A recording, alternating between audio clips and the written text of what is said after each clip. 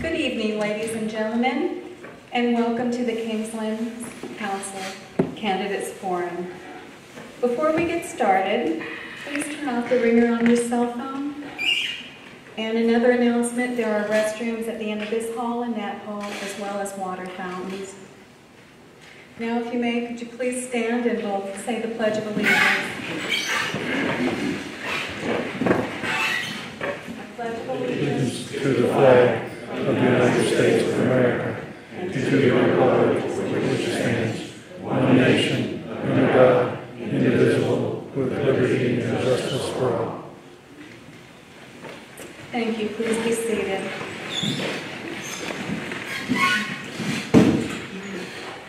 My name is Susan Malfers, and I am a Kingsland resident and a member of the Camden County Get Out the Vote team.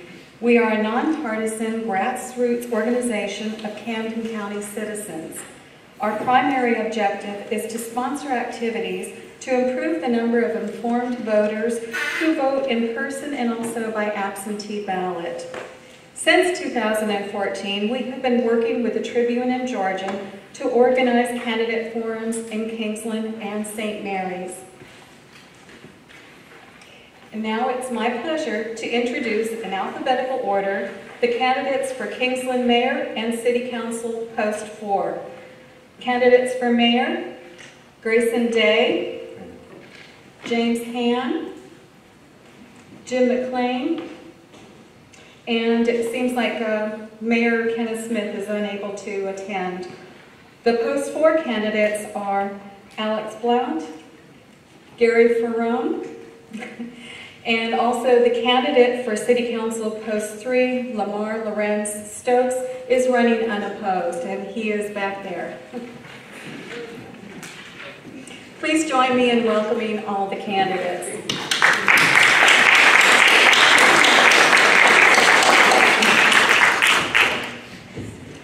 And here is Mayor Smith. Now, if you will, please welcome tonight's moderator, Jill Helton, publisher and editor of the Tribune Georgian newspaper.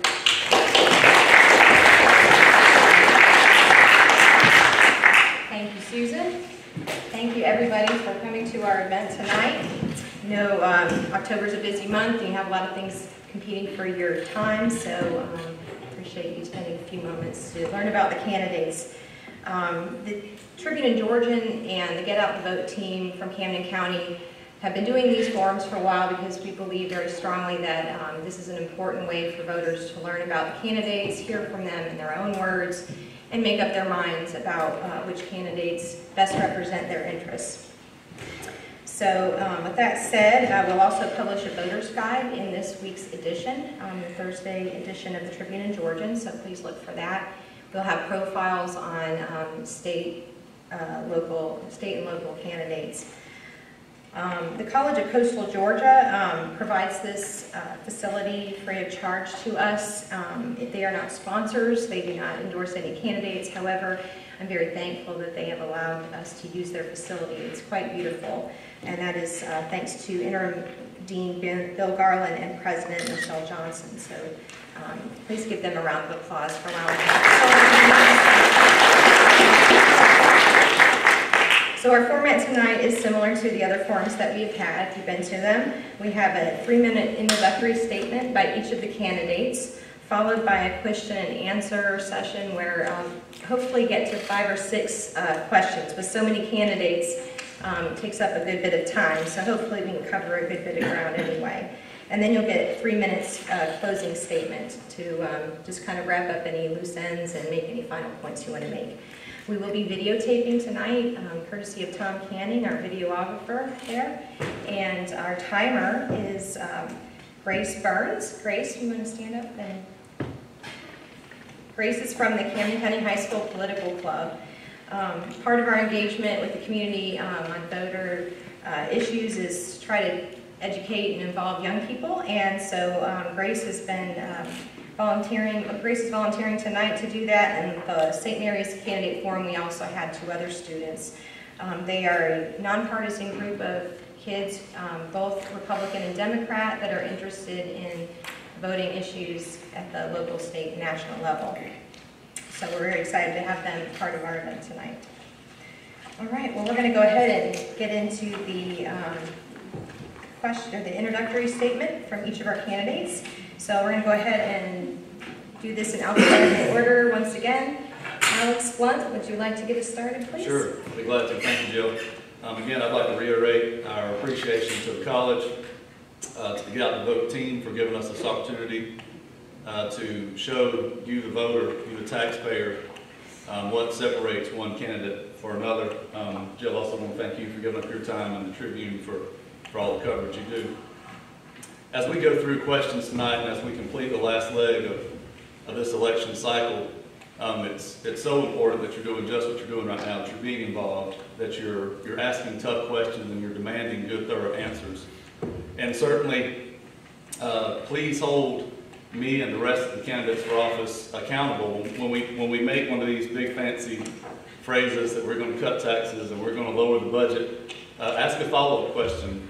Challenge us on that.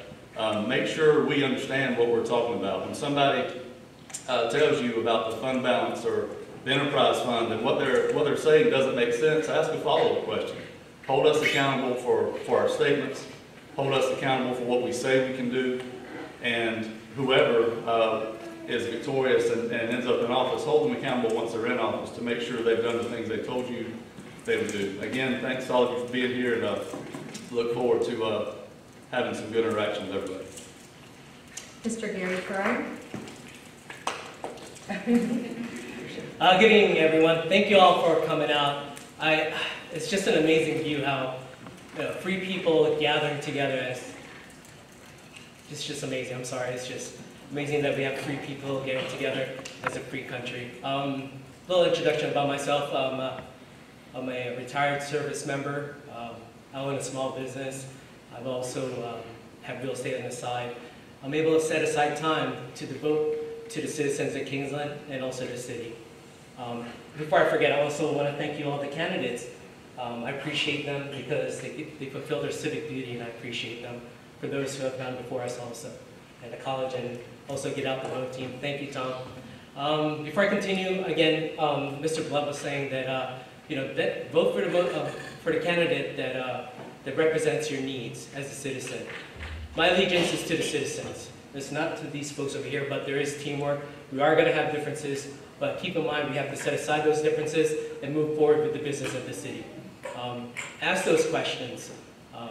And also, our candidates should be approachable. We should be able to put aside time to converse with you and understand you all folks' needs. We should be available to you folks. And keep in mind that we represent you again. Thank you. Thank you, Mr. Ferrone. Those are our post 4 candidates, ladies and gentlemen. Let's introduce our mayor candidates. Mr. Charles Grayson Day will start us off. Thank you, Jill. Again, appreciate you and the Get Out the Vote crew. Appreciate you all being here tonight. Quickly about myself, I was born and raised here in Camden County. I was privileged to grow up in Kingsland. Went off to school after graduating Camden High School, went to University of Georgia, and was thankful enough, and I don't know how I can joke it, but somehow managed to convince that beautiful lady back there to follow me home. And we were married, and we're raising 3 beautiful children back there as well. Kingsland's my home. It always has been. I have deep roots here. What I hope that you'll discover over the course of the evening, if you go search my record, is that I'm really the only true fiscal conservative candidate that's sitting up here on the dais for the mayor seat. I invite you to search that record. Most recently, we had one of the largest millage rate increases that we ever had. My opponent's going to tell you that it was done in service of giving raises to the police and firemen, and that's disingenuous. What you're going to find out if you actually look at the general fund is we had a fund balance of about $3.2 million at the time, and a mill increase during that time was about $400,000. We could have given those raises. We could have done it without grabbing taxpayer money.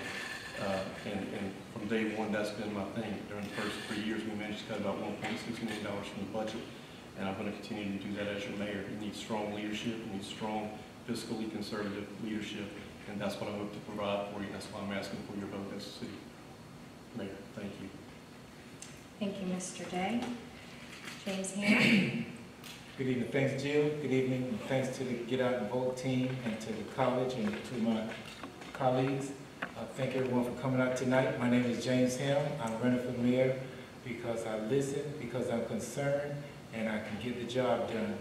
I think Kings is at a point to where it's growing, a lot is changing, it's fast paced, and we got to have a plan to be able to work it in.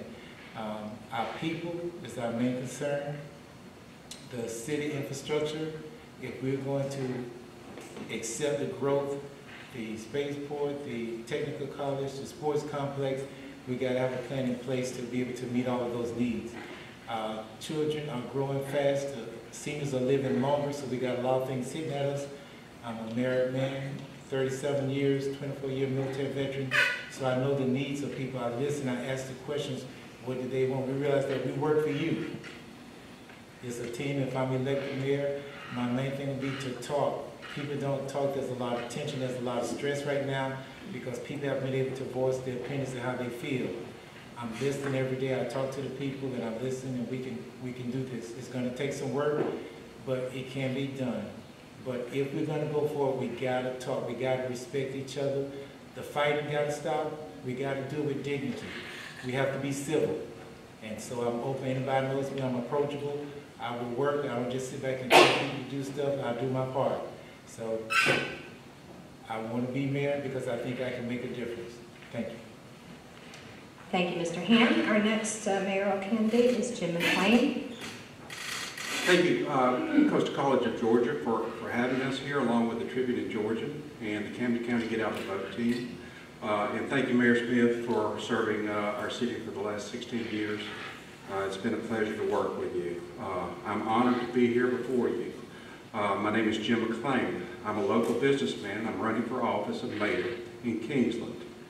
I'm here to offer myself to you, and that's what it's going to take. When you become the mayor, you give it all. You're there full-time, all the time, available to your citizens. I want to tell you who I am, what I've accomplished in my life, and what I want to do for you, which is the important thing. Who is Jim McLean? I'm a glass half full kind of person. I'm an optimist and a visionary. I can look at something and see what it can be. I can see great things for the city of Kingsland. I treat people of all walks with dignity and respect. I'm approachable. I have a big heart with deep feelings of empathy for others. What's been accomplished in my life? I grew up in East Atlanta. I finished college, started a career of 20 years with the Coca-Cola Company, where I trained as a businessman. I came to Kingsland 20 years ago to start a second career and to scratch out a new living, one of my own, with my wife and my partner of 35 years, and son Michael. We purchased some land, designed a facility, and built a business in the self-storage, moving, and transportation industry. We now have 2 locations. I've been a councilman for the past 6 years and Mayor Pro Tem. We live above the store so as to be on hand at any time for customers and citizens. My wife, Linda, son Michael, mother-in-law, Carrie, run the day-to-day operations. The important question to you is, what can Jim McLean do for you? I can make sure that justice is served fairly and impartially related to the recent shooting. I want you to know that I'm available during good and bad times. I can improve police relations throughout our city. I can work and have worked to change local ordinances that damage our youth for the rest of their life. I will work to improve public works, improving efficiencies. We're having issues with work orders getting lost and quality of work. Being a businessman, I've got an eye for detail. And if any of you have seen my business, I keep it up immaculately. I will attend to the city the same way. I'll rebuild trust that has been lost between our officers and the black community. And more importantly, I'll fix some drainage problems that we've got throughout our system. Thank you. So as we move forward, please keep in mind our timer is going to be holding up signs alerting you about how much time you have left. And then a final mayoral candidate is our incumbent mayor, Kenneth Smith. Mr. Smith. Thank you, Jill. Good evening to each and every one of you. Thank you all, the team, and to Coastal College for allowing us to be able to come here and attend this forum tonight. First off, I am a lifelong resident of the city of Kingsland, grew up here, went to school in the county, and at a very young age, during a very turbulent time, I was summoned off to participate in a very crucial war.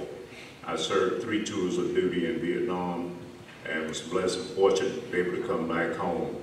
Not only serve in my country, but also I came back home to serve my community. I love serving my community.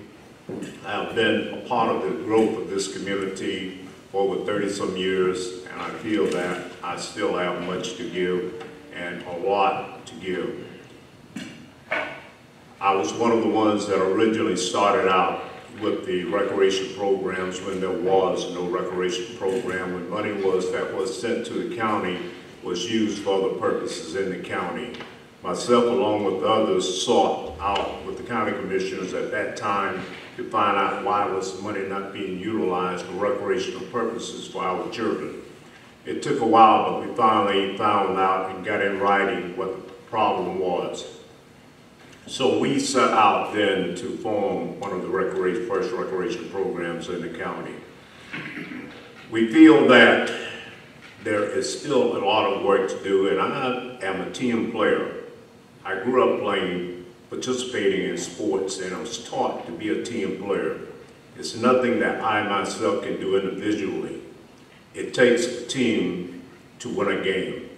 I believe it takes a team to serve a community and to serve the citizens in the manner that it should be. And with that, I would like to continue to be able to serve and work for this great community in the city of Kingsland, and also working with the surrounding counties for many of our tasks that have been put before us, our educational, business. We have grown, we're still growing. I don't think anyone can say that we have not grown or not growing, and we have much on the board that we can be proud of for the city of Kingsland. Many of our MOUs that we work with, working with the county commissioners. I also work on a state level and a national level. I travel much, and I work for all citizens across the board. I love what I do. I love my community. I love the people in the community. Thank you all very much for attending. I would appreciate your support. Ladies and gentlemen, can I get a round of applause for our mayoral candidate?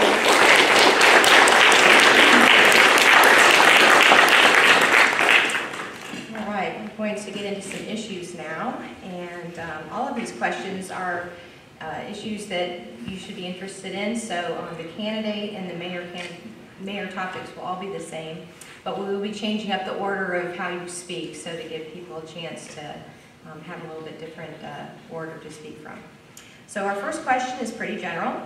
Please explain the driving issues that prompted you to seek this office and why you believe you are uniquely qualified to help the city navigate those issues as an elected official. And we're going to start with the post 4 candidates, this time with Mr. Ferrone. And the question is? Question is, please explain the driving issues that prompted you to seek this office and why you believe you are uniquely qualified to help the city navigate those issues as an elected official. I came here to run for post 4 City of Kingsland City Council because I want to give back to my community. One, paramount. I've been a service member for 20 years, and I've been a volunteer at numerous organizations, nonprofit. I prepare taxes on tax seasons, prepare about 30 to 40 returns each year. So my hidden agenda is I want to give back to my community. I want to represent the citizens of Kingsland. This is an area of responsibility. This is not about being the king of the hill. This is providing a service to our community, to our citizens, like I mentioned before.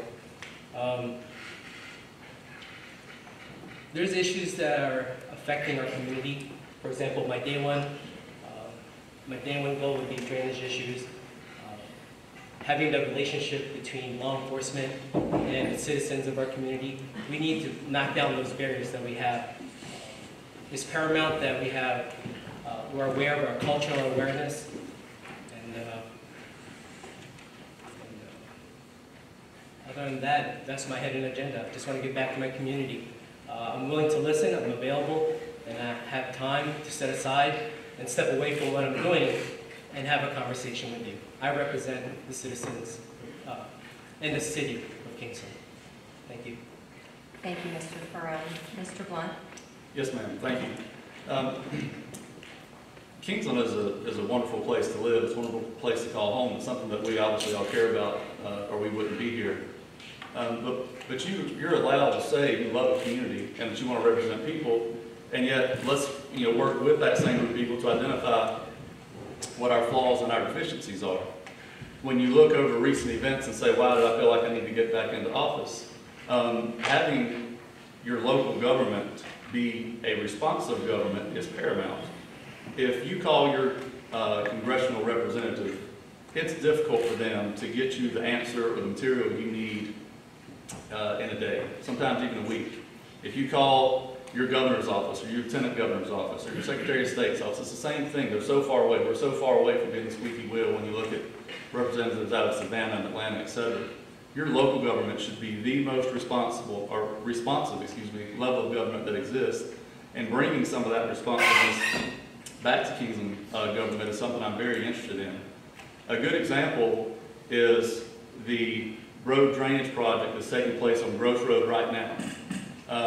Why are we finding ourselves in the middle of the next hurricane season without that project completed? There will be a number of us that will be glad to take credit for how much money is in the fund balance for Kingsland right now.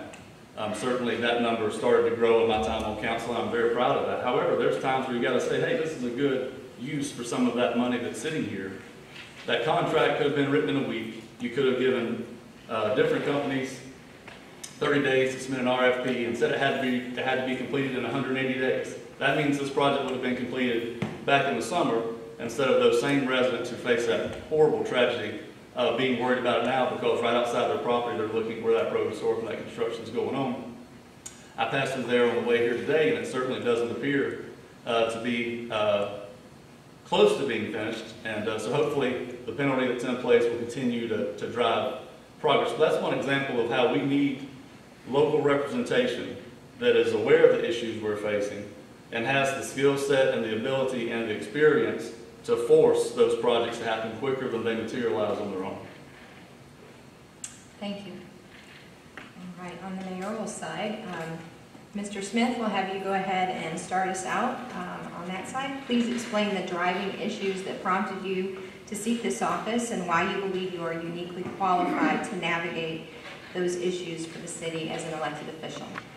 Thank you, Jill. I believe I am still uniquely qualified to continue in this position because, as I said earlier, I spend a lot of time working on the state level, the national level, trying to get those that's on the higher levels to recognize what we're doing in the lower, what I call in the lower trenches, working in the trenches, that we work closer with our constituents on the local level.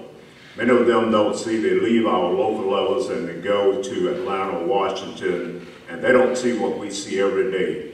I believe that I will be able to continue to do that. I spend a lot of time on the road in Atlanta. I serve on a number of committees for not just to go, but to be able to communicate with those that don't see what we see on the local level. There are many projects that we have. One project is drainage. It's a major issue. We had a problem last year. We've been working with engineers, with staff, with our public works staff to try and get this problem corrected as quick as possible. But we know that it's an ongoing problem. not only drainage, but there's traffic issues. There are some other issues of infrastructure because of the age of the city that we're trying to tackle. And we're trying to tackle these without causing any undue tax burdens on the city. We apply for grants continuously. I just got an envelope today with a $4,500 check that will be used by our public safety department. It's money that we get from our Georgia Municipal Association because of our participation.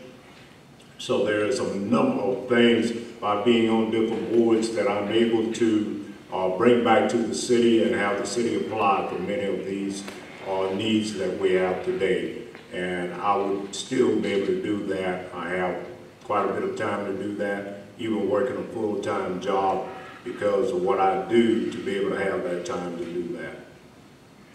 Thank you, Mr. Smith. Mr. McLean?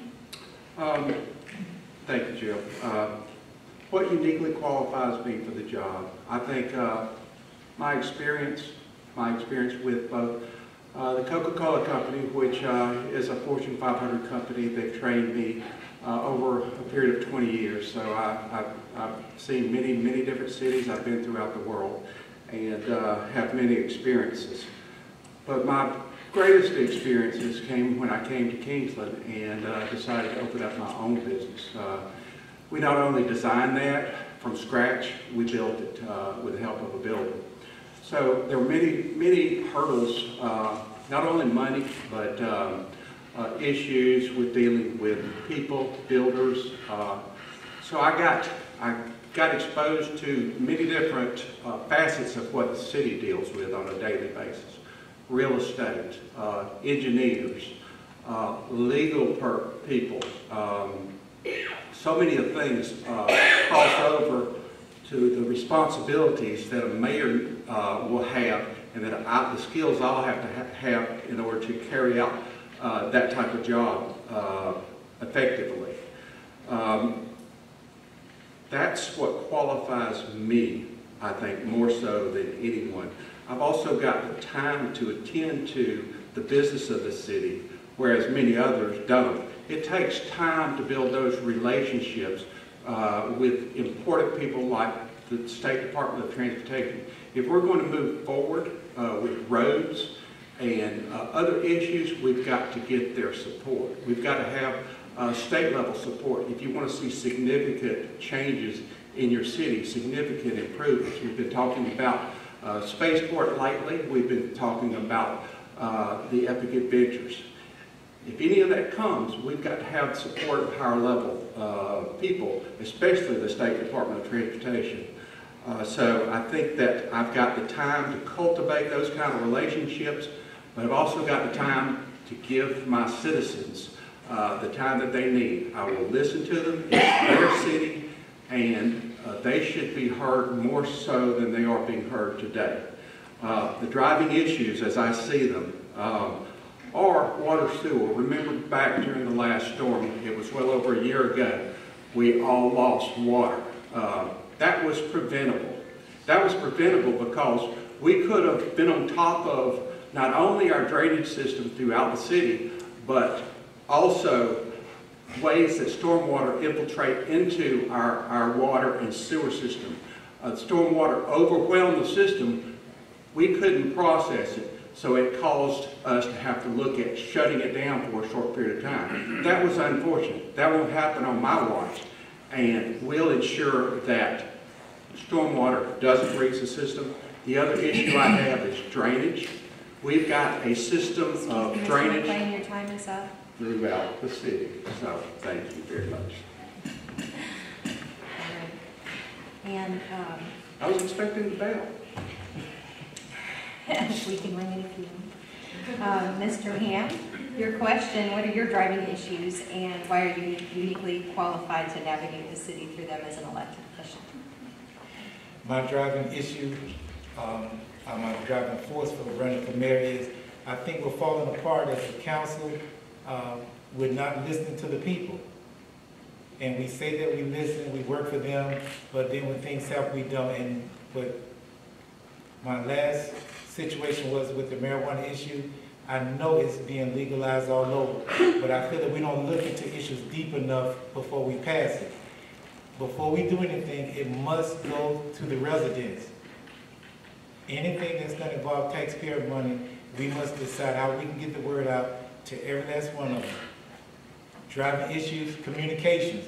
When we had the hurricanes, we could not get any news because all the news come from Jacksonville. We have to have a way to communicate within our community. We have to talk to one another without fighting. I'm tired of the fighting. We're adults. Kingsland says that we're the city of royal treatment. We got to live like it. We got to act like we're royalty. That means respect and dignity and civility. Being prepared. I will help us be prepared for the next phase. Right now, we have the food program, we have shelter, we have storms coming. We need to be prepared. There's no reason that Kingsland cannot be prepared. All it takes is just communicating, talking with one another, and we may disagree, but we're still a team. And that's how we're going to make it. Everybody brings something to the table. So the only thing I ask is that give everybody a chance. I served on council before. I completed 42 hours at the Institute. I worked almost every area of this community, from the schools to almost every nonprofit. So I know Kingsland in and out. With a few people, we managed the homeless problem. We don't have a shelter. We don't have a soup kitchen. And these are issues that's got to be addressed. 95 is the most busiest interstate in the United States of America. More people travel on I-95 than anywhere else. We have more people moving and coming to our community, calling themselves campers, but they're homeless, they're mentally, and then they're druggers. But if they come to Camden County, I'm going to get them out of Camden County. That's my driving force to keep our community safe. Thank you. Thank you, Mr. Ham. Mr. Day? You know, I think Irma revealed a lot of inadequacies, and they weren't all drainage. To be honest with you, I was pushed forward by the community to run for mayor. It's something I didn't take lightly. I know exactly the amount of time it's going to take. And part of the reason why that push came was because of the fact that day one I was out in those communities who were affected so hard by Irma. And it was a family commitment. My girls back there and my wife were right there with us, handing out food, helping people dig out of their homes. Seeing that damage firsthand, you know, I heard a casual comment thrown at one point in time about being in an ivory tower. That's certainly not the case with the way I deliver service to the people of Kingsland. I was there day one, until those neighborhoods started to get cleaned up and back on their feet. I was with those people, and I saw the damage, and that's what makes me partially uniquely for this, prepared for this job. The other is the fact that I do teach in the school system. I see these group of kids that we turn out. We have an exceptional school system. Kids we're turning out are at the top of their class in the state, and what we see happening is they leave our area. They go to other areas because they can't find jobs. I'm uniquely aware of the need for jobs in our area, and I believe that I'm the person that's going to be able to deliver the type of service that you need, and is going to be able to work towards getting those jobs here that our kids so desperately need. We want to bring our best and our brightest. We want to keep them here. Thank you. Thank you, Mr. Day. Our next question. What should the city's role be in recruiting businesses to fill the vacant commercial storefronts in Kingsland, such as the Kmart building? Do you believe this is a good use of taxpayers' money? And if so, should a city authority or the JDA spearhead that effort? Have Mr. Blunt start us off on that question. Yeah, great, thanks. Absolutely, Kingsland taxpayer monies are already being used in that, and it is through the Camden County Joint Development Authority, where I have the pleasure to serve right now. I'm the current vice chair. The JDA is actively involved, and in fact has a workshop in the next week or so where we will start to hear from firms who specialize in retail retention, retail growth, and retail recruitment, which speaks more to the vacant storefronts you're talking about. I do not believe that there needs to be a separate Kingsland organization to do this. Again, Kingsland taxpayers are already helping to fund the Joint Development Authority. They already have a voice at that table too, in fact. So it is paramount that we are aware of it, that we monitor the progress of the JDA, but it's also important that as we combine resources to maintain this high level of efficiency as we can, so that we don't have two taxing authorities that actually compete head-to-head with each other.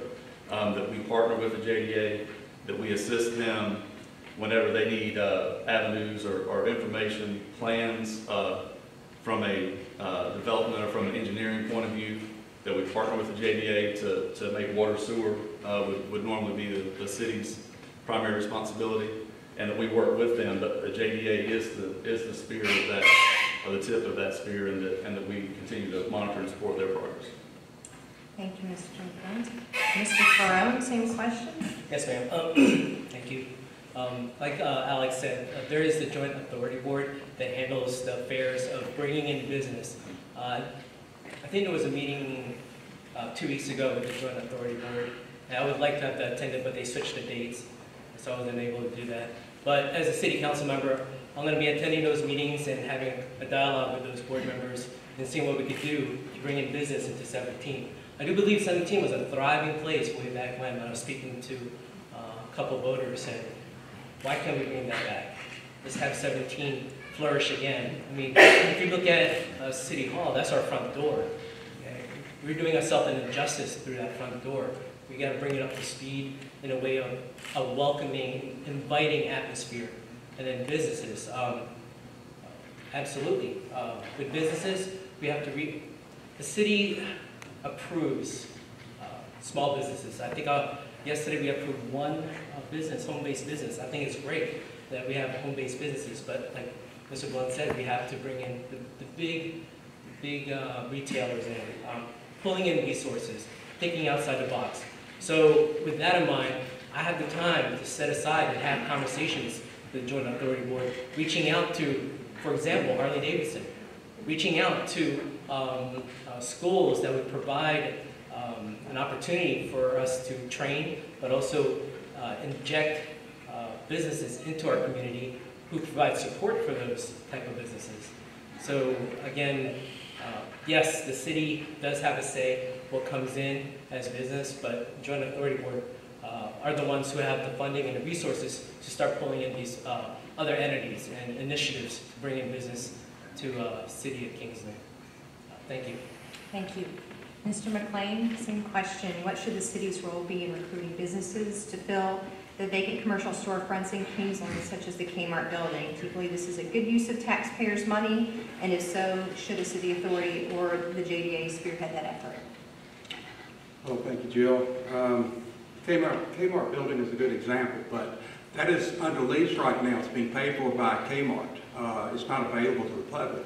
If it were, it would be sold in a heartbeat. So it's not a property that's not in demand. It is. So we could fill it in a heartbeat. Insofar as who should be responsible for spearheading that space, at one time we thought when the entire county came together and directed that all economic activities be done by one group, we thought that they would handle both industrial and retail. Well, when the spaceport came along, that changed. And the JDA no longer handled local retail development. They wanted to specifically focus on industrial, and that's fine. That leaves a void for how is the city going to facilitate getting, jobs into its space. If there's industry that wants to locate in some of our vacant buildings, that's fine, well, and good. What we can do as a city is make the conditions that bring business or interest business in our city, make them ripe for business, which we've done that largely. When I came here, our building department was in disarray. It was difficult to deal with. Today, it's a pleasure to deal with. That's a big change that we've made over time. And not just me, but the entire council. I don't do anything by myself. I'm one vote. So I just want to make that clear.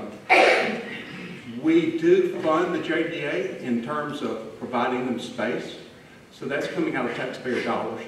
But I support the JDA, especially the work that they're doing in regard to spaceport. I think I'm uniquely qualified to be able to catch the fruit of jobs that come out of spaceport if and when it materializes.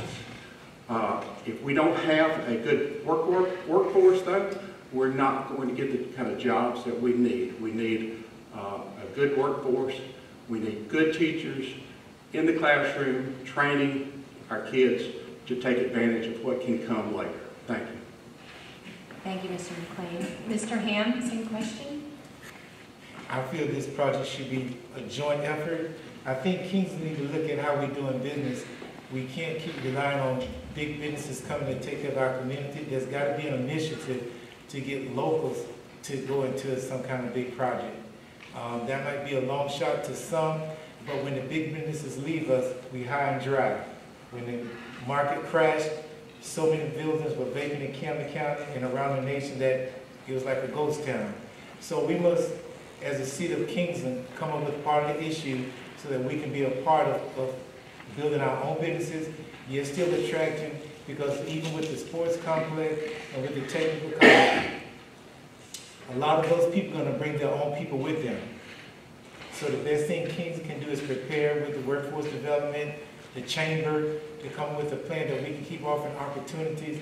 And we have to be real. 30% of college graduates don't feel they should have to work now. So between drugs and alcohol and not wanting to work, our work base is very low. So we have to have a way to get people motivated to want to work. Hard work is still the way to go. If you're going to run a business, it's a lot of blood, sweat, and tears. If you're the business owner, you're working almost 7 days a week. If anything go wrong the first 3 to 5 years, guess what? You're still not getting paid unless you got some kind of business where you make your money. So we need to really evaluate who we want to come here and would they be a match for our city. This has to be a project with the city and the JDA. I've been a part of that group, and everybody's busy, everybody's running. We need to identify some projects and stick with it. We got a whole bunch of projects going right now. That's why I said that I wanted to run for mayor. We got too many things going. We need to prioritize what's most important and what's first. Then we can move and get something done. So the city of Kingsland and the JDA need to work together on this. It's not fair for the city to have to do as much as we're paying money, but we should have something in writing from the JDA what we expect. And then the chamber would be a good avenue. They know a lot of people. If you're a member of that, they get word out and connected with the right people. This is about coming together as collaboration. So I think there's a way that it can be done. Thank you. Thank you, Mr. Ham. Mr. Day? Absolutely. I feel like the JDA is the entity to take control of that situation. We did absolutely put all our eggs in that basket, and that was a county-wide decision. You know, we got to the point where we're looking at it and saying, you know, we all believe that rising sea lifts all ships, and instead of having cities competing against each other, we have the JDA working for all of us. It made more sense for us as a community, and of course, we won't choose the horn over there, but Councilman Blunt and I worked very ardently towards getting a lot of our economic development agencies co-located at the North Center. We knew it was important to have that one-stop shop for those organizations, for anybody coming to town to be introduced to the right people at the right time and to get all their information in one place. We felt like that was the most important thing to streamline, if you will, development for people coming to our area looking for information. I hate to see us invest in 2 ways. You know, one is a county taxpayer, because we're all paying county tax, and also a city taxpayer.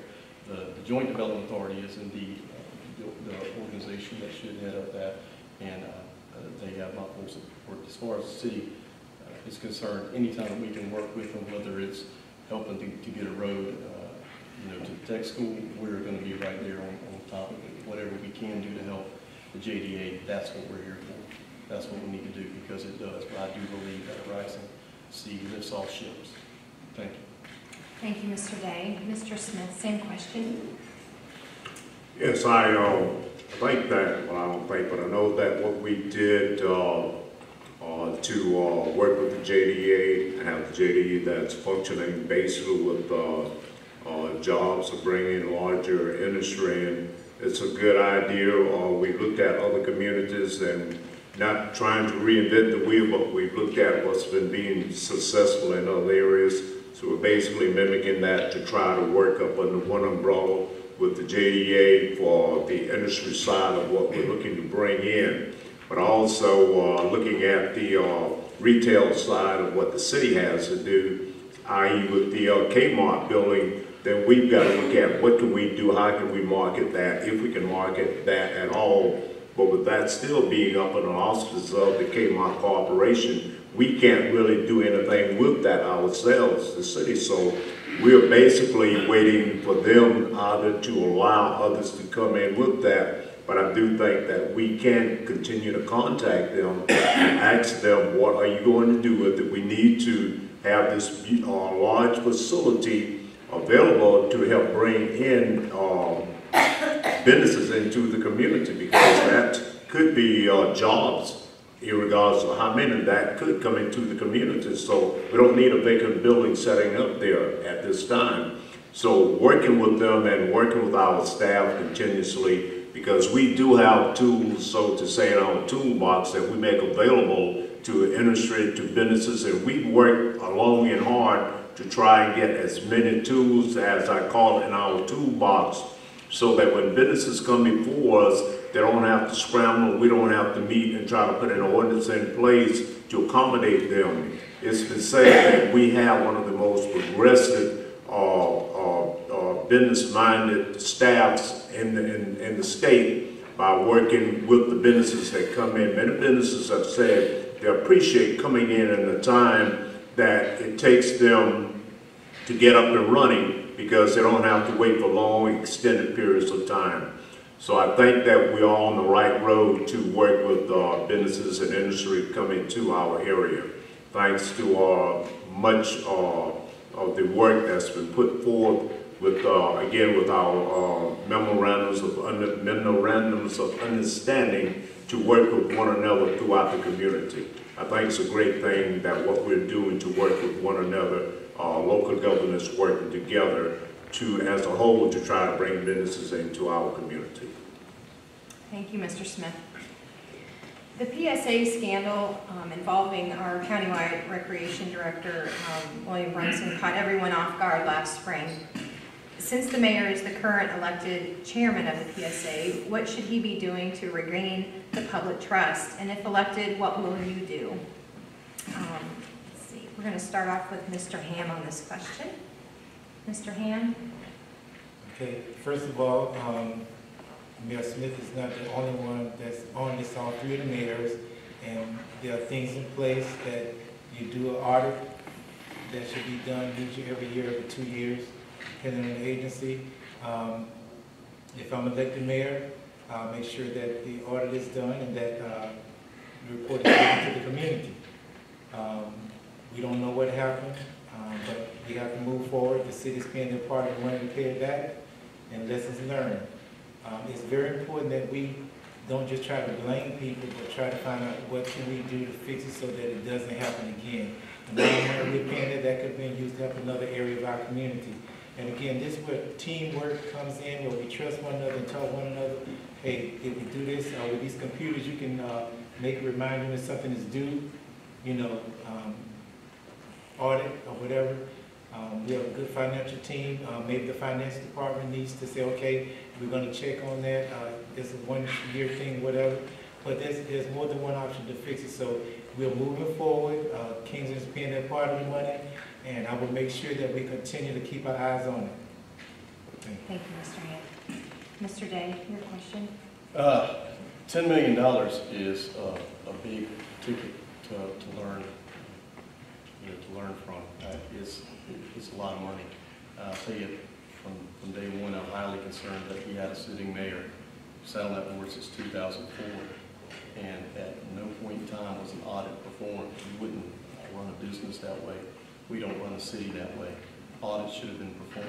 The first thing I would do if I become mayor and I'm on that board is to instate biennial audits every 2 years. There should be an audit of all of our taxpayer funded entities, especially the PSA, with the hole that's been dug there. And you know, there's some good people that sat on that board, and it's concerning whether we were, whether they were asleep at the wheel or you know, there is a big price tag to learn a lesson. $10 million of taxpayer money. That's a huge misappropriation of funds, and that wouldn't happen under my watch. Thank you. Thank you, Mr. Day. Mr. Smith, your question? Yes, it's a very unfortunate situation because what we were given, unfortunately finding out that it was a fraudulent document that was given to us under the pretense of it being an audit, and it was a real sad situation because of the individual that many of us had a lot of faith and trust in that was really deceiving. And once we found out about that, no one tried to hide anything away from the citizens and taxpayers in this community. Automatically, immediately, it was turned over to authorities to investigate and find out what took place, and that's still an ongoing investigation. It has not been completed yet, and we're looking forward to find out exactly what took place. We know that there was a lot of funds that was misappropriated, not by the elected officials, but by one or two individuals that was handling the PSA program at that time. So yes, there have been a lot of different processes that's put in place, that are in place, and I believe will be in place for years to come, because we went through a period when there was seemingly a lot of trust that was put into the staff at the PSA. That now has been set up in a different manner than what it was before, and it's still being set up and being changed so that hopefully this never happens again. Thank you, Mr. Smith. Mr. McLean? Well, the PSA has lost a lot of trust, but like I told you to begin with, I'm a glass half full kind of person, and I'm looking to the future. I'm not pointing fingers behind me. There were other county officials on that board, other mayors on that board, and just like we had the Bernie Mayoral scandal that duped thousands and thousands of people, that's what happened here. So Mr. Brunson is a good con artist. There's lots of good con artists throughout the United States. What I would do, we've got an award-winning financial department. I would give them some responsibility in that effort. If you ever looked at the records that the city of Kingsland has, you'd understand why. Nothing gets past our finance director. And the city of Kingsland paid the county finance director to oversee that. That's where the outrage should be.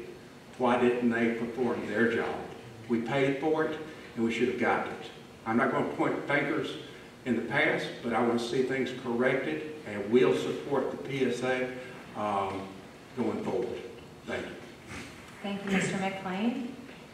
Mr. Ferrone, what should the PSA be doing to regain the public trust, and if elected, what will you do?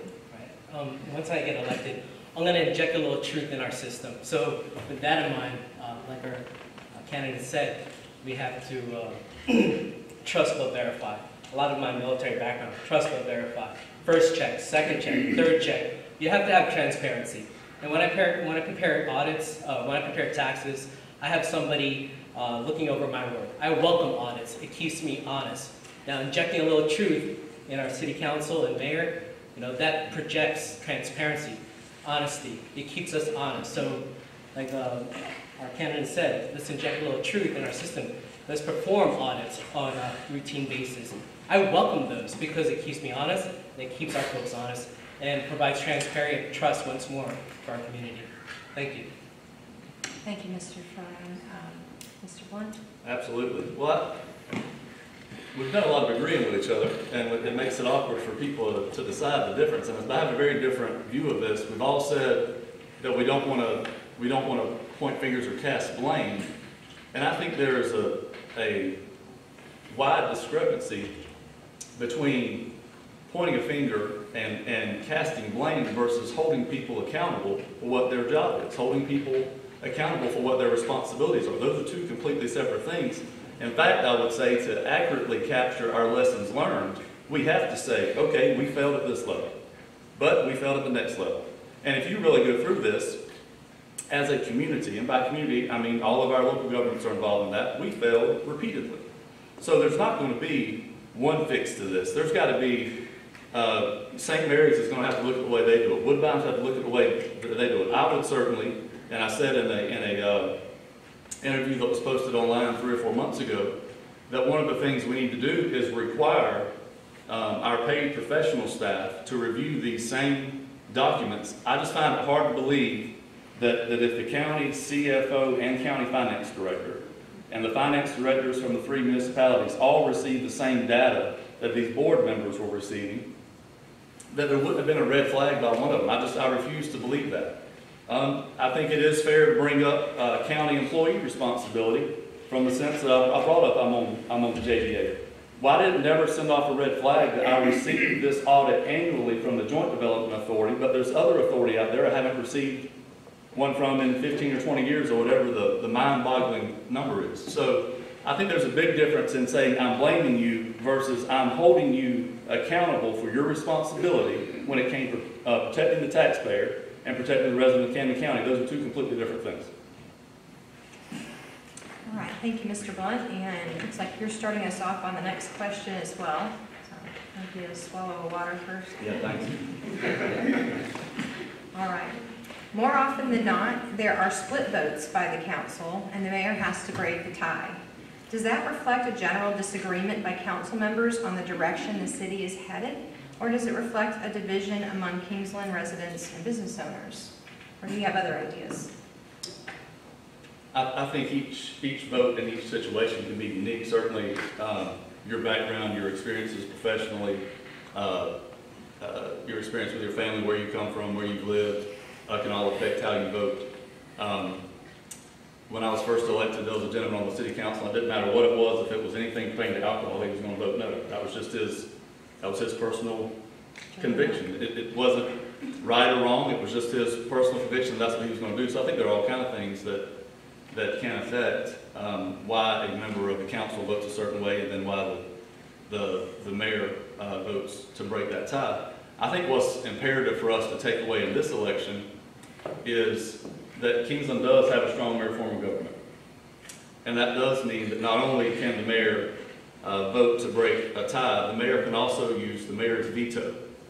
The only way that a council can override a mayor's veto is a unanimous vote by that council. So that's a 4-0 council vote. If Kingsland residents are paying attention, they realize that's the checks and balances that exist in our government right now locally. If you have a father elected as mayor and a son on the city council, what are the odds that you will ever be able to override the mayor's veto by the council? It's not existent. So it's a ridiculous place for us as taxpayers and voters to let ourselves get to where the very checks and balances that protect us we could vote those away. We could give those away. That would be a careless act by any voter and taxpayer to do. Mr. Ferraro, same question. Yes. Vote for the ones that you think are, you gotta hold your city council members and your mayor accountable, period. Okay? And when things do get passed, it could always be undone. It'll take a little bit of effort on our part as citizens, but things could always change. Okay? Yes, we have, a father and son, mayor, and city council members. You gotta hold them accountable. You gotta put their feet to the fire. Okay? They represent the citizens of Kingsland, period. Thank you. Thank you, Mr. Ferraro. I'm going to repeat the question because it's a long one. And this, for the mayor's side, we'll start off with Mr. Day. More often than not, there are split votes by the council, and the mayor has to break the tie. Does that reflect just a general disagreement by council members on the direction the city is headed, or does it reflect a division among Kingsland residents and business owners, or do you have other theories? That happens frequently. Of course, we've seen it a lot more frequently, unfortunately, with the father and son duo seated on council right now. I think the difficulty of that situation has been made very aware. I wouldn't say that's necessarily a division between the business sector or, sorry, I'm speaking a little louder. I tell my kids to project all the time, I need to listen to myself. I think it's important that a lot of times for us to actually see a little bit of, we get accused every now and then of rubber stamping things. We see it come across and everybody votes the same way. I think it's important that we actually have some debate that goes back and forth between us, and one person standing against the other three, which is where I found myself many times, and that's okay. I tend to dig in on things that I find are important.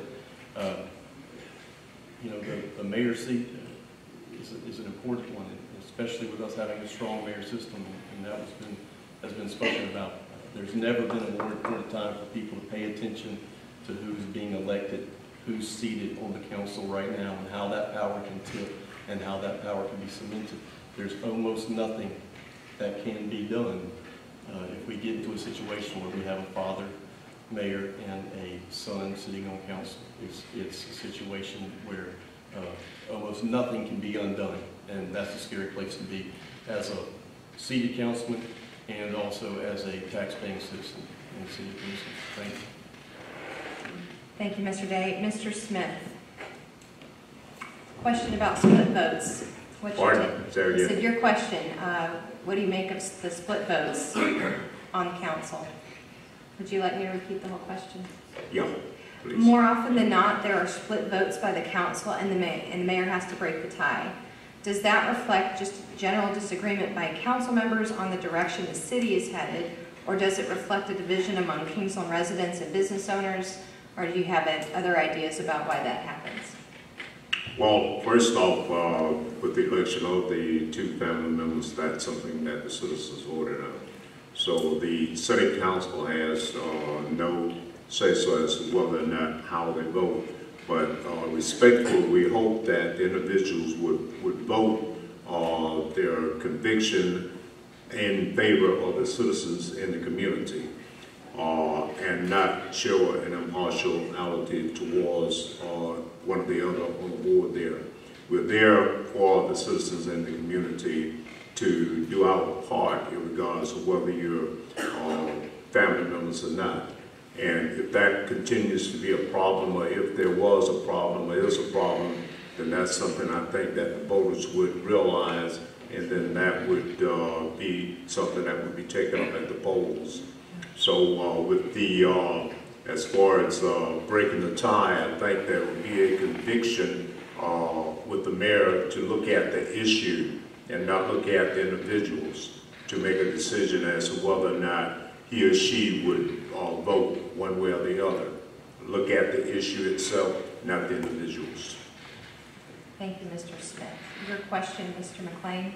Yeah, I think the mayor brings up a good point. It's looking at the issues, being able to sort out the pros and cons of each issue as it comes to you. I think the mayor's done a good job, and unfortunately, the other side has just been on the losing side too often. Now, speaking of my son, he came to me one day and asked that, you know, what do you think about me running for council? I said, well, there's a lot of things you can learn. I think it might be a good thing. He chose to do that on his own. He ran for the post. He won the post against a very well-qualified opponent. And that opponent brought a lot of experience from other fields. So the idea that having a wide range of experiences is anything less than positive for the city is just wrong. I think having experiences in business and all other realms of professions is a good thing for the city. And like it was said, the people voted for him. You know, we didn't put him on office. And I think he's proved to be a very good councilman. I'm proud of him as a father. I think he's learning the ropes very quickly, and he's making some good changes. Thank you, Mr. McLean. Mr. Ham, same question. Okay. As a mayor and being a tiebreaker, it should never be feelings that somebody's divided. When you take oath of office as being an elected official, your goal is always to do for the good of the city. That should be your #1 goal. Personal, religious beliefs, it does not matter.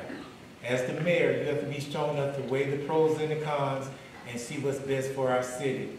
As many of you know, I'm a minister, and when we had the alcohol law many years ago, I told everybody, I do not drink, I don't support it, but people sell alcohol, that's their business, that's what they gotta do. I told the church people, you can vote how you wanna vote, but if you don't vote, you can't say nothing. So I'm like this, I'm for what's right, okay? I don't care what color, in our business, we see purple. We don't see color, we don't see denomination, we don't see party, or none of that stuff. So if I'm elected mayor, I'm gonna vote for what I think is right, and that's it.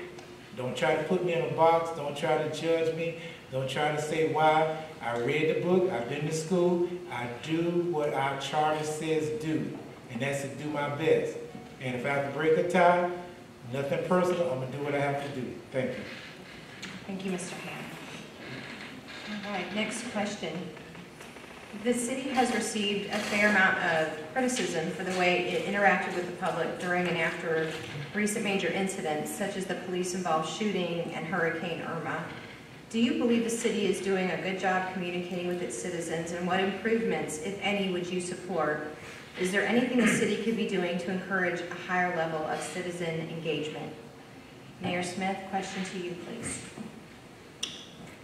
Okay, the question is, do I believe that the city can do anything to improve the situation that just took place? Do you believe the city is doing a good job communicating with its citizens, and what improvements, if any, would you support? Is there anything the city could be doing to encourage a higher level of citizen engagement? Well, yes, I think we're doing what we need to do. There's obviously improvements can be made in any situation, and that's one of the things that we're looking at, we're working on. Unfortunately, the incident that took place, it's a lot that we cannot say or that we don't know about. But we are looking at improvements in ways that can be better and having a better relationship. One of the things that I discussed with our chief is that I would like to see us have a police department that's totally citizen friendly. In other words, roll your window down, speak to the citizen, wave to the citizen, get out and talk to them. It's something that's being done all over the country. So if it's from that aspect of law enforcement as to what the community feels or believes, that's just one of the things that I feel that would enhance the relationship between law enforcement and the citizens in the city of Kingsland.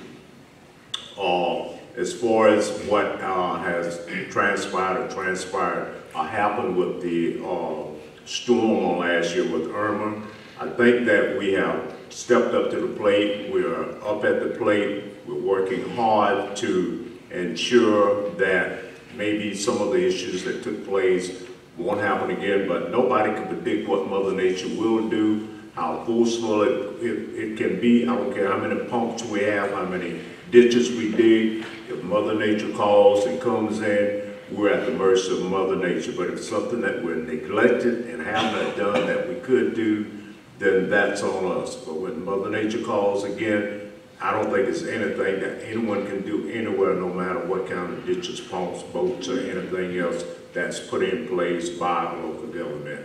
And we will continue to do everything that's brought to us that we can do. We're doing that, we have did that, and we will do more and as much as possible. Thank you, Mr. Smith. Mr. Ham, question to you. On both of those areas, communicating with the people and with Irma, I think we have failed. The people have not heard anything from us. They want to see something being done. We keep talking. The Tony Green case, nothing has been said. I will hold a town hall meeting ASAP. First of all, with the city employees to see how they feel. Second, the citizens, and then the police department. Our citizens are not going to talk to the police. People are too angry. I have an undergrad degree in criminal justice. The system is you might as well say the haves and the have-nots. If people don't feel respected, they're not going to talk to you. And right now, since this case has happened, we've not had anything to try to say, let's get with the people. We had a press service, which was scheduled on the same night of the suicide prevention meeting, which if we would communicate with one another, we wouldn't have so much going on. We need to stop having so many meetings and come together and get the job done. We got meeting after meeting, but nothing gets done. So what I would do, as I said, talk with the city employees first. My platform is the future of Kingsland. Next, raising the bar, and then public safety. Until we talk, we can't move forward. It's just like a marriage. If you're not talking, you're not going nowhere. You can say you're in love all you want, but if you're not respecting each other, you're going to be miserable and upset. And so that's where I feel we are. We can't talk if I don't feel you're going to trust me or hear my side. The people ask for us to hear what they got to say. It's always a reason why we can't talk. So, with that being said, with Irma, there are instructions in place. We have a disaster preparedness for the city and there's one for the county. All we have to do is go by those instructions. It tells you to check the equipment 48 hours, 72 hours, 24 hours. Let the people know this is where we are. This is what you got. It's in writing. Just do what it say do.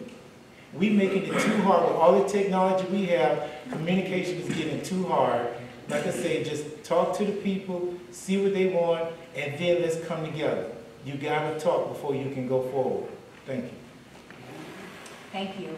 Mr. Day, citizen engagement? Yeah, well, we're legally bound as a seated council right now to speak to certain things, and of course I won't put the city in jeopardy by speaking anything that can be legally binding. I will say this, Irma, the situation, as I spoke earlier, where we revealed some inadequacies, and communication was one of those biggest things. We're a different type of people now. I mean, we're a social media. These young kids that we have that I deal with every single day, they're used to dealing with information at their hands, moment by moment, and they expect it. They expect social media to be a part of our communication platform. They expect things like iHeartMedia, which I've already reached out to them and got a commitment from them to communicate and carry our emergency information lines that we send out, the things that we send out, where we had difficulty before. Now, anywhere in the nation, actually anywhere in the world, you can log on to iHeartMedia and pick up all of our local weather reports, our local emergency management agency releases, and that was something that was not available a month ago. That's something that I've already engaged in. Right after Irma, just within the 24-hour period, we realized how difficult it was going to be for people in an area that didn't have power, didn't have water, to go in and file those FEMA reports that were so important to getting themselves back on track. So we put together a mobile unit. It took a matter of 24 hours, and we had the chief rolling his vehicle through, which was wireless, and we had some iPads together that we had brought together from different departments, and we had people going from door to door, getting people logged in, getting them connected with FEMA as soon as possible. That's, again, part of that communication in a different format, but it's all tied into how can we better serve you. And communication and transparency is key to that. The City of Kingsland has a problem with that, and we need to update our services to meet the current needs of our citizens. Thank you. Thank you, Mr. Day. Mr. McLean, question to you. Thank you. The whole shooting thing is a risk that our city is facing right now. There's very little that we can say directly about that, but there are many things that we can do around the margins to improve that. We've got a lot of distrust in the black community with our policemen. They're driving around, you can't see an officer because their car windows are tinted. That's not something that promotes trust. Our officers are great, they're well trained, but perhaps they need to be trained a little bit better in communication. Take the time to get out into our communities and make the personal contacts. That's one thing that I see. Insofar as the storm goes, it's all about preparedness. You cannot protect yourself or community against a storm of any magnitude if you're trying to do it when you find out that a storm is on its way. That's too late. And that's what we found ourselves, the position we found ourselves in. Just a good example was one of the most recent storms that came our way. It was, it could have gone our way, but it went north of us. Yet we had a situation over in the lakes where the main culvert was stopped up by beavers again. And had that storm hit our area, we would have had the whole flooding thing all over again. And that's unfortunate. So This whole drainage issue is a continual thing that we need to put somebody on specifically to deal with. I think that would help greatly. Thank you. Thank you, Mr. McLean. Mr. Ferrone. Yes. So with communication during a natural disaster, what people don't realize is that you have to know your neighbors. And I'm a firm believer in family, community, and state. You have to know your neighbors. You have to have those conversations, okay? Some folks don't even know their neighbors. You should know your community. And it goes back to personal responsibility and following the directions what's been given to us by the city and also emergency management.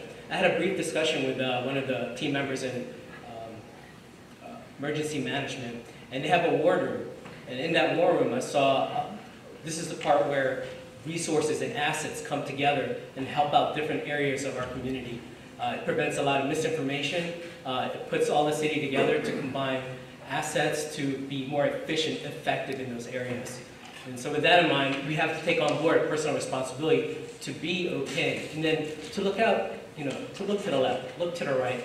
Take care of your neighbors, okay? That's what small town is all about. You have to get to know each other. And with our situation with our law enforcement, we have to knock down those barriers. There is a barrier between our community and our law enforcement agencies. I had an opportunity to talk to Chief of Police, sheriffs up in the county area. I'm trying to make an appointment with our Chief of Police in St. Mary's. And we could pull in these resources and come together and figure out a plan to knock down those barriers. But at the same time, what's very paramount is that we have to get into our communities and have a dialogue. We have to have those conversations. We have to get together as a community during the summer, during the winter. And what I mean to say is that when I used to work for NATO in Italy, we had numerous cultures in one area. And one of the best ways to knock down those barriers to a cultural difference is to have a party, have a community event. Get to know the leaders in our community and form that idea of getting together and knocking down those barriers of communication. And we should have trust within our law enforcement and Ellie, and vice versa. Our law enforcement should be able to be approachable. Our citizens should be approachable. We should, again, knock down those barriers, thinking of a way to convey that information to our community. Thank you. Thank you, Mr. Ferrone. Mr. Blunt. Yes, ma'am. When we say, is there an area of concern and can we approve? Well, the answer should always be yes. That doesn't matter what the topic is.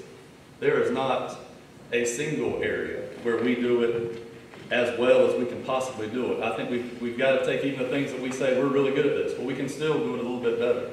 When it comes to communicating with the public, to say that we hit a stretch where there was zero communication, well, it's not hard to improve on that. I mean, that's pretty easy to say. We can do better than zero. The other thing is with both of these horrible events, this isn't the first time this has ever happened. That might be the first time for us. But there's communities across the state of Georgia, there's communities across the southeast, communities across the country who have gone through this. There has to be an avenue for us to learn from their mistakes, to learn from their lessons learned. What did they do that worked? Why can't we see if we can invoke that in Kingsland, Georgia? When we say what didn't work, well then that gives us probably one thing we might not want to try, or at least try it in a different way or on a different scale. So the first answer is the easiest part. Absolutely, we can do better. All right, thank you, Mr. Blunt. All right, we've gotten to the portion of the program where I have a stack of great questions left and probably only time for one more. So I'm going to actually ask a citizen's question that was submitted this evening, right before the program. What projects should the next SPLOST fund for Kingsland and for county Tier 2 projects? We just started getting into the conversations about that SPLOST. And Mr. Blunt, will you start us off on that, please? I will.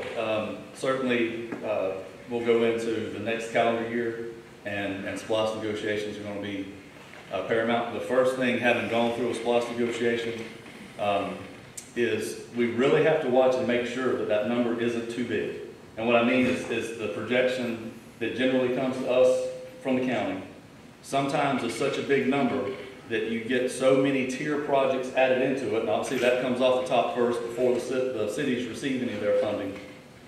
If that number is too large, you say, oh, well, at the end of this, I'm going to get this $25 million. Well, if they miss on that projection, then you got $8 million. So what you did in campaign season is you promised all these great drainage projects and sidewalk projects and equipment projects that I'm going to perform for you, and then the money simply isn't there.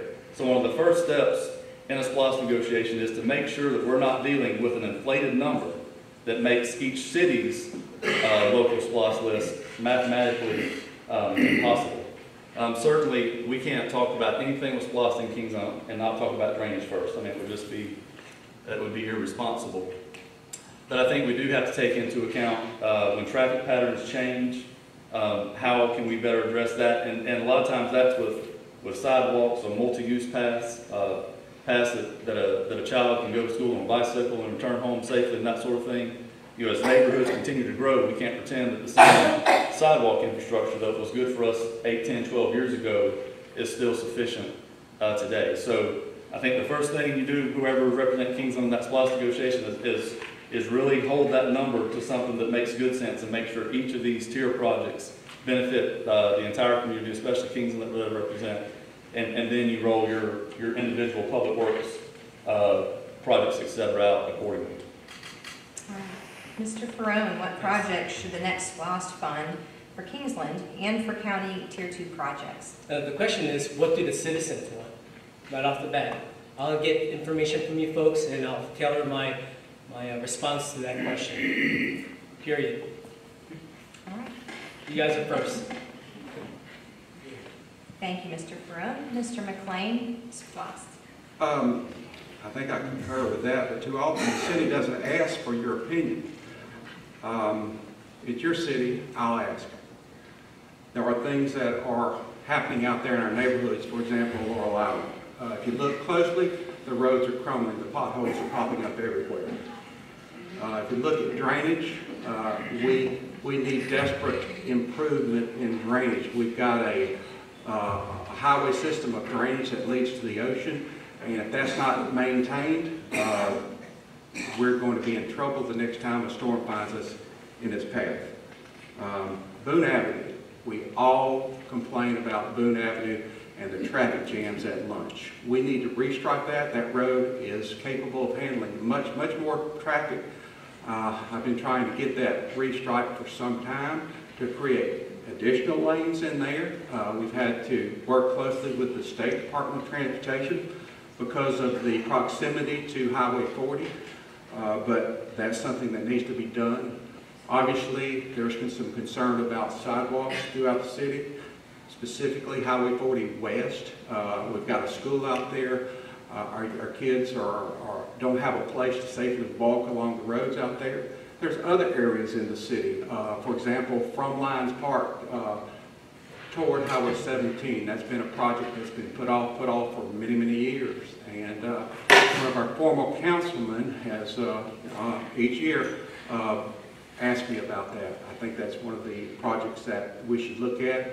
And also additional recreation throughout the community. We should be proactive in trying to put together more things for our kids to do, places for them to go. And I know that's largely up to the PSA when we get that operating the way it should operate. Insofar as the Tier 2 projects goes, we have a very small voice in that. It's generally up to the county to make that determination, but I'll have some sort of a voice in it if I'm the mayor. Thank you. Thank you, Mr. McLean. Mr. Smith? Yes, I think that we have, in the past, we've tried to look at the numbers that comes in with that, with those funds. And I think up until now, we did what I believe the citizens would expect us to do with it. We looked real close at it, and once a project is done with the SPLOST funds, etc., we're always trying to put the information out there to let the citizens know this is what these dollars have did, And informing the community about that, I think it's something that, again, as it's been said, it's a type of communication that we need to do, we should do, to allow the citizens to know what we're doing. One of the areas that we've been concerned about is sidewalks in a number of different areas, and especially on Grove, out here on the west, on the east side here. One morning I got off from work a few years ago, and there were children walking on the side in that grass out there. And I immediately called the Public Works Director, and had them to come out and take a look at that, go back and do some research. And we immediately put in place, and with the help of the council, okaying that, to put sidewalks over there. And we now have requested sidewalks on Highway 40, which is much needed. The reason why they have not been in place now is because at one point in time, DOT was saying that Highway 40 would be widened going west, and for that reason we put that on the back burner, but now we know where the widening is going. So as was talked about it last night in council meeting, we will be looking now to see, along with DOT, exactly when and what can we do. And as I jokingly said, the finance director may be able to pull out her little box and throw some change out there and say, y'all go ahead and do that. But it will take some time, and we hope that we'll be able to approach that rapidly, because there are a number of citizens that love to walk with children, the animals, and ride bicycles. So it's a convenience today, and we think healthy when we're doing things like that. So we are looking at improving that and allowing the citizens also to know where that money is going and what it's doing, and not just take that money, put it in the bank and not utilize it for the purpose that it's to be used for. Thank you, Mr. Smith. Question to Mr. Day. Tier 1 would absolutely be drainage. There's nothing that's more paramount right now, and that's across the board for the St. Mary's and Kingsland. Drainage projects should be priority number 1. As mentioned, sidewalk projects would be another big one, and we did discuss the other night the possibility of west of Kingsland heading out towards the Meadows, and from the Meadows over to Kingsland Elementary School, putting in sidewalks in those areas. It's very important for those kids that are traversing that area.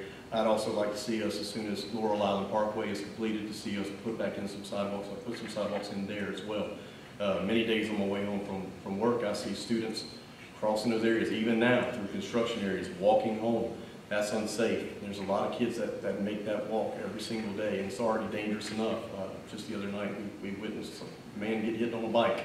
I would hate to think that we have a student who gets caught in a situation like that because we didn't expend the money on sidewalks. So sidewalks would absolutely be second tier on that, and then beyond that would be any equipment that our fire department needs. I think is important.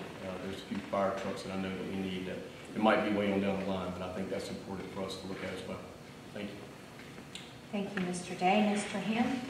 Okay, I agree with the other members tonight as far as asking the citizens, but I would like to see us have a process. I think one of the things that happen is projects go more to one side of town than the other. People are really frustrated because they think it's not fair. If you're going to have projects, have 1, 2, 3, 4, we got 4 districts, have each district have a project and just go in that rotation. That's what's caused a lot of hate and contention, because certain projects get on one side of town more than the other. For instance, Orange Edwards community, that side, nothing goes over there. Highway 17, nothing has been built on Highway 17 in 20 years, seem like. And you see what we've done to the Mission Building, and we did that with friends and family. Some of you donated to help us. We built that up. Our downtown area should be cleaned up. Yes, we have infrastructure as far as the drainage, but we're too big now just to deal with drainage. We got to deal with more than one thing. We got to go to that level. We can talk about drainage every day. Something's going to change, something's going to happen.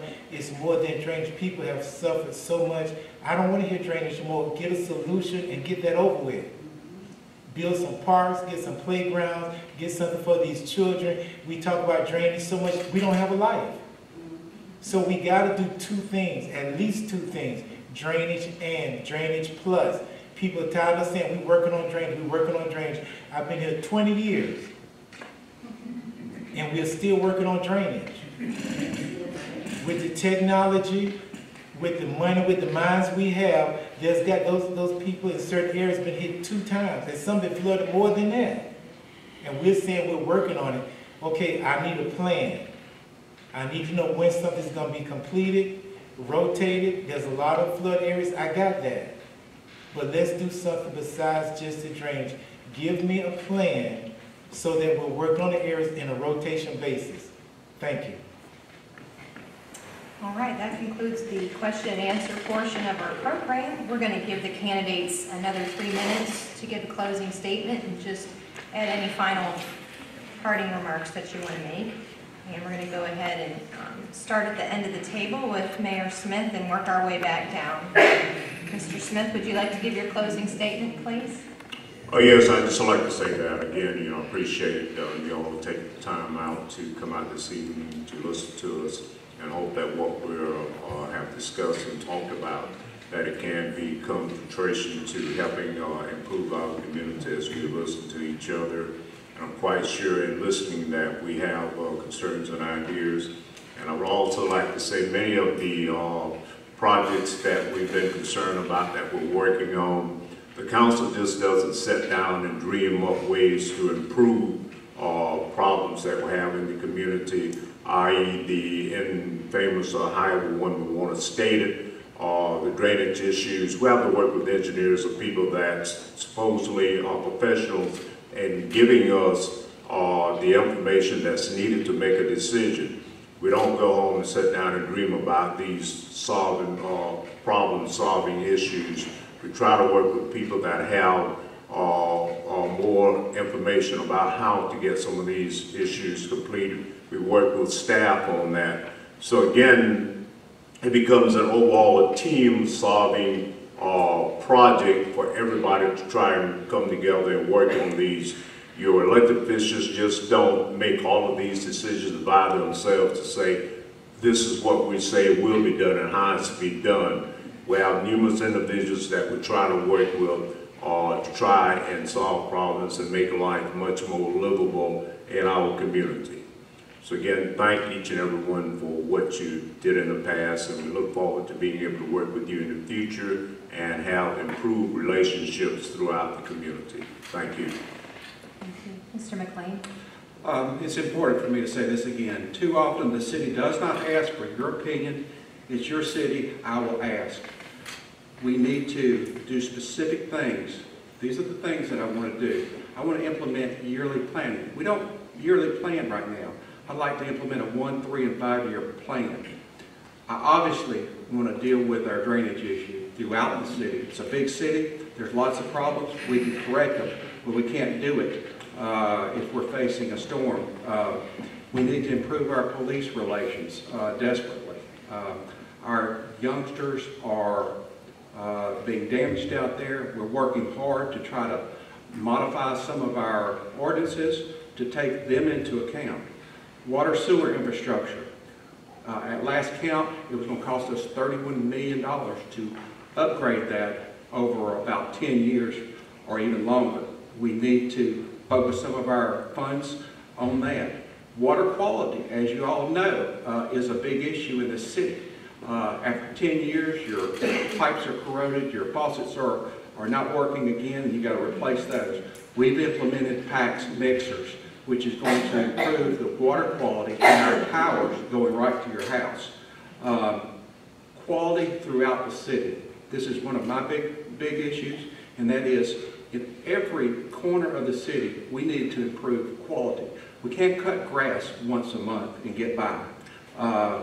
We have to have curb appeal, and I've been asking, and I've had council support in the past for improving parts of downtown Kingsland, but if we're ever going to see that flourish, we've got to improve how it looks so that when travelers come north and south, they'll be willing to stop. Right now, they're not. So that's a big thing to me. My pledge, I give my word to my Kingsland neighbors that I will get Kingsland moving in the right direction for everyone. I have the vision, the experience, the passion, and business expertise to lead our city full-time, not part-time. We will finally begin to fix old problems that have festered for far too long across the community. As we grow with Spaceport, Camden, I will ensure that we harvest the benefits of jobs for our community. I thank you all the time, Mayor, at a time of great opportunity for the city of Kingsland. Thank you for having me. Thank you, Mr. McLean. Mr. Ham, your closing statement. Thank you very much. If I'm elected mayor, I'm going to get the job done. I think the key word is to be prepared. Kingsland must be prepared. I think for the past 20 years, I've dealt with your homeless, your people that's mental, but now we got to deal with drugs, we have to deal with human trafficking, and we have to deal with people that don't make enough money to live here. Right now, there's really not enough affordable housing. You have to at least pay $900 a month to be in a house. And we got a lot of people living in hotels, and they could be kicked out any day. So we have to deal with the issues and quit ignoring it, that we have a homeless problem, we have a drug problem, we have a mental problem, and now we have a human trafficking problem. Georgia is number 9 in the nation as far as human trafficking. We're right next door to Jacksonville. They can get to Atlanta, they can get to Tampa, Miami, and again, Highway 95 and 17 is the drug corridor of our nation. So we've got to multitask. We've got to deal with these issues. As we're getting older, these children are doing drugs like it's nothing to it. And with the marijuana issue, again, as I said, I was very upset that we approved that, because we should have did this like our budget. It should have went to the schools and to the churches, because these children lace this marijuana and they got to go to school acting crazy and all, and it can kill them. And nobody's going to be responsible if somebody died because they can't track who did it. So again, all I can do is say I will get the job done. I don't make promises I can't keep. I do what I can, but I'm not going to make promises. This is a council thing, so we have to vote on it together. But I will keep you informed. And I think my record is spoken for me. When you call, I answer. So thank you. Thank you, Mr. Ham. Mr. Day. 2010, some of you may remember, I asked for your vote. And I promised you then I was going to be a good steward of the money, of taxpayer funds. I've held true to that from day one. I invite you to check my record. Like Gary over here said, trust but verify. That was Ronald Reagan that said that. It's a great man. Trust but verify. Please, I invite you to go back, check my voting record. Hold me to that. It's there. It's public record. You can look and see. See if I've been a good steward of your public funds. You know, and to dispel a rumor, the city mayor has never been a full-time position. It's a part-time job. We have city directors of different departments, and they run those departments, and we trust them to do their job. We put the right people in the right job, and we let them do their job. We don't micromanage them. And some people can do in part-time, but some people in full-time could never do. And I can do that for you. Vote for me. I promise you, just like I did the first time, I'm going to be a good steward of public funds. You're going to be able to depend on me. I'm going to be there from day one to the day I walk out of office. I'm your guy. Thank you. Thank you, Mr. Day. And Post 4 candidate, Mr. Ferren. Yes, I would like to say thank you again for our candidates. I appreciate you giving the time and effort that you put forth in our city. We're definitely not doing it for the money, I'll tell you that. But on that note, I am devoted. My wrestling coach always says, give 110%. I have time that I have something that I could step aside from and address all the concerns that you have. My personal number is available to you folks. I will take the time to sit down with you and have a conversation to address the needs of the citizen. But also, I want to address all the concerns of the city.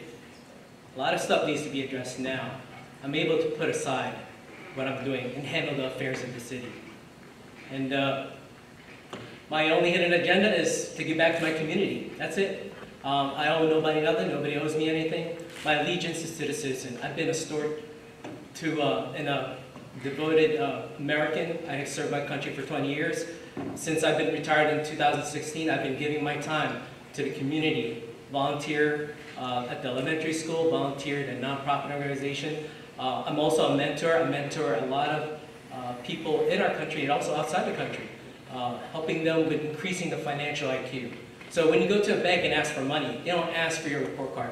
They ask for a degree? No, they don't. They ask for a financial statement. So to have this position, you have to have a financial IQ. That's paramount in dealing with a budget. You have to know the nuances to a budget. You have to be familiar with relationship with other factors that relates to the budget.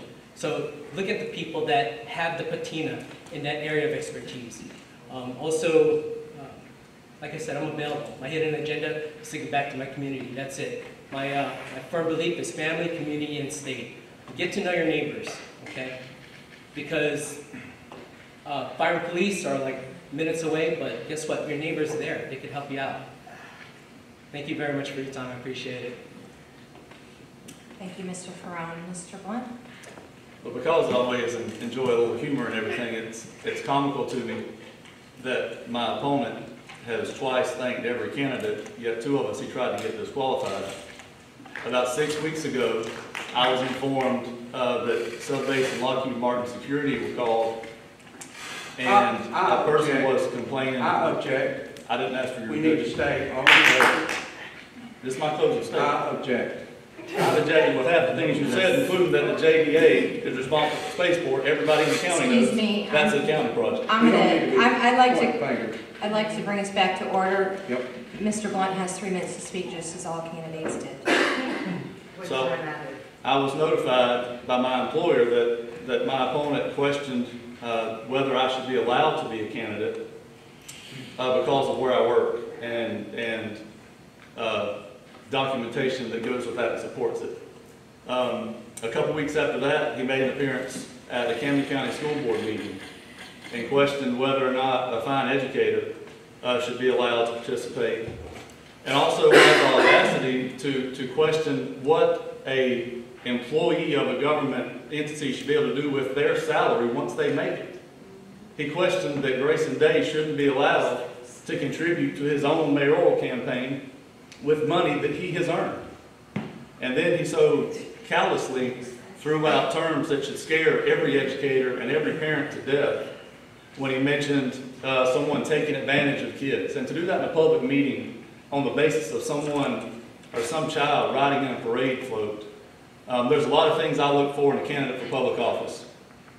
And none of those make that list. Amen. As we get to other things I want to work on, collaboration has to always come back to being paramount. It's high time that we take a look at what goes on around our nation, and we have school resource officers in every school for every school day. And one of the best ways we can improve relationship between our young people and law enforcement officers is to have them exposed to those school resource officers when they're in pre-K and they're in kindergarten and they're in elementary school, versus the first time they have an issue when they're 16, 17, 18 years in high school, and that's their first experience with local law enforcement. We have the resources and we have the talent in our community to put that together, to have a school resource officer in every school for every school day. And I would love to help lead the partnership of the Camden County Sheriff's Office, the City of St. Mary's, the school board, the City of Kingsland, to really help to make that happen. Thank you so much for your time this evening. Ladies and gentlemen, let's give a round of applause for all of the candidates.